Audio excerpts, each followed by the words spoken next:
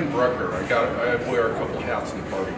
I'm chair of San Diego County Central Committee, and I'm also volunteer coordinator of Southern California. Essentially, we drew a line from the top of San Luis Obispo, Kern, and San Bernardino counties on trying to organize everybody south of those lines. And what got you into California independence? Donald J. Trump. I had heard about the concept several 30, 40 years ago when a guy told me, he said that California, when I was asked a guy about it, and he told me that he wanted to become he was kind of a California nationalist, not his words then, but he wanted California to be a separate nation. He said, Washington's too far away. And, I've kind of thought about that. And it just seems evident to me that California is just far too different.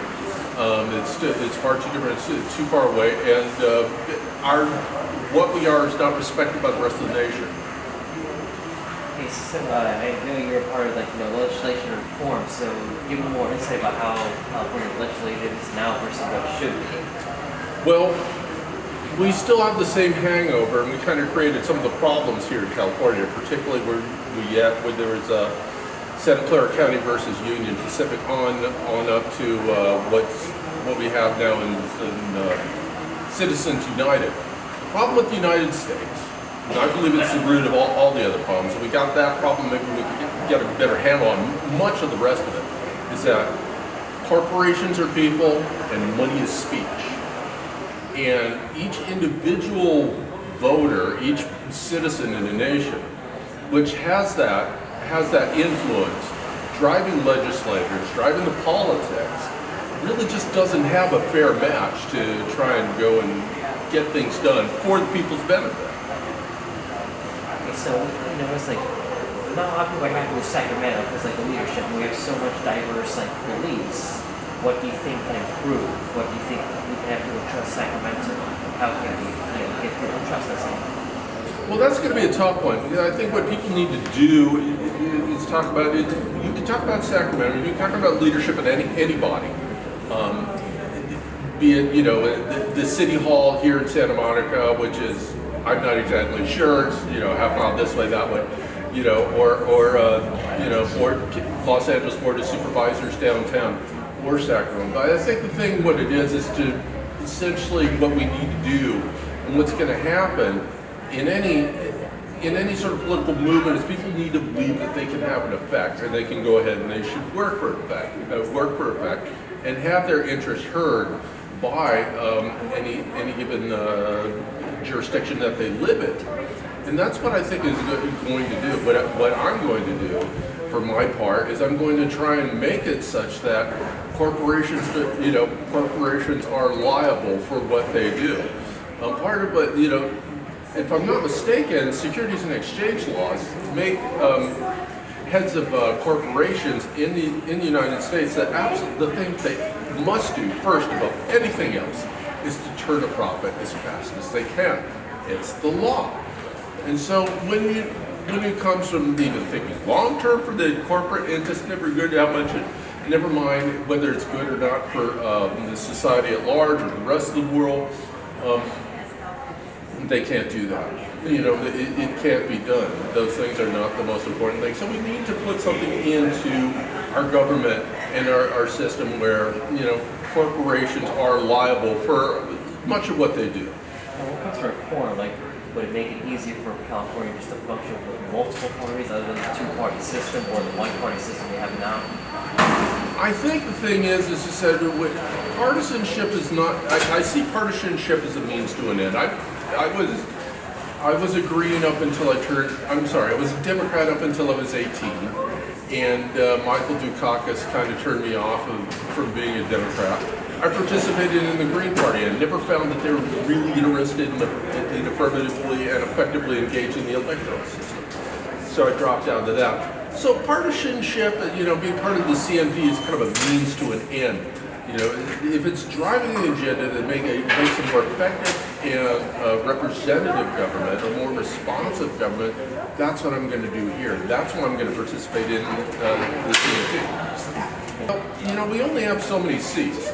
The state constitution mandates that There's 40 Senate districts, and there are 80 assembly districts, and that's all we get. That's just kind of an arbitrary number that they pick. And I think what we need to do is to get more voices heard, is actually get more people. As a place grows, as a given city grows, they're going to get more representation. Probably will create more districting, actually expand districts, and actually expand representation in California. That's probably going to put a big hurt on the east wing of the Capitol, but we'll cross that bridge when we get there. One more question. So in California, does this, do you think the American version of the Democratic Party in California would go extinct, or would it just manifest into a different party? The Democratic Party is pretty much it's a parasitic organism on California. That's a tough thing to say, but I think it's very much part of that. I think a lot of things that California Democrats, they mean well, but I think one of the things that they're having a hard time to come around to seeing is that realizing is that it's a mistake to see Democrats outside of California as themselves and as having them be similar. Even California Democrats can effectively represent Californians of different needs because they have these outside interests in parties that they need to appeal to in many cases. Immigration is an obvious one. That's a gimme right off the top. The problem with immigration, I was watching Christian Nielsen's exit interview with the House Committee on Homeland Security, and two Democrats on the committee, Nanette Barragan and James Correa, if I can remember his name correctly, they said plenty of things about the way that they were treating non-citizens, non-nationals, which is important. Human rights doesn't get enough support here in the United States, but one of the things that they're doing is they're ignoring their own constituents. Kids with parents who have kids with undocumented parents.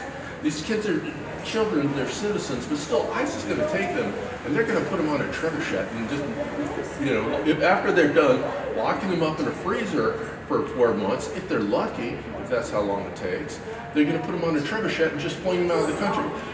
Where does mom, or where does the other parent who's a citizen, where the kids live and stuff? It increases poverty, homelessness, stress, all that sort of things. And when we don't talk about how the U.S. is killing us, you're gonna second. When we don't talk about how the U.S. is intransigent to actually put even a working immigration system into